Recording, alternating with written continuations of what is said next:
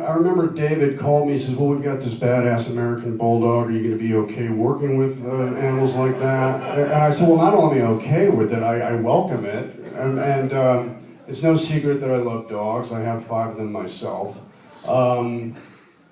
I did want, her name was Faith. She was a rescue dog, is a rescue dog. She liked to run off, and sometimes she would jump over the fence and we'd have to find her. She'd smell a cat and disappear, and then we'd shut down production for a couple hours and pull her back. But I really wanted to take her home with me. I wanted to adopt her, but my wife said, you know, we have 5 dogs already. I think that's enough, Nicholas. And I said, yeah, okay. But now I look at this movie, and she's a big star, and she could have been sitting at the dinner table with us. And you're not bad with that snake too, which looked very real to me. Yeah, well, that was 100% real. That was a day that was pretty intense for both David and myself. That was an important scene. It was a 5-page scene. It was the first meeting between Gary and Joe.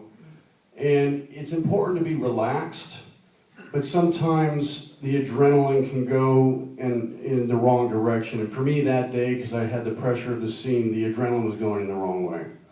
And I knew from doing a lot of adventure films that stunts, oddly enough, I'm one of those people where stunts actually relax me. They slow me down. Kind of like if I have entirely too much coffee, I get relaxed and I go to sleep. Probably would have been a good candidate for Adderall, though I'm not on any medication.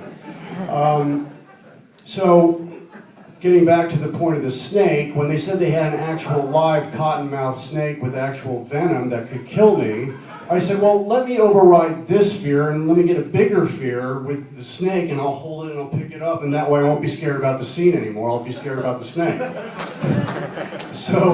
So David said, are you sure you want to do this? And I said, I am totally sure I want to do this. And you promised me, David said, you won't get bit and die 2 weeks into production. And I said, I promise you, David, I promise you.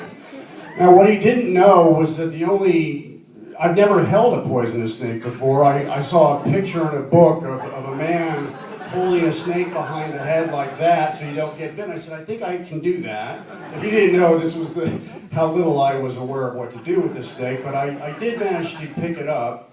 And then the challenge was, because David wanted to see the fangs of the snake, he loved those fangs, the challenge was to hold it in such a way where the poison wouldn't spit into Ty's face. So then I had to turn it that way, but still get it on camera. And then the other challenge was tossing the snake in such a way that it wouldn't reverse itself in midair and then bite me on the neck. So I had to throw it that way, but gently, because I actually liked the snake, and I didn't want the snake to get hurt. David, you are a very trusting director here, obviously. That's amazing.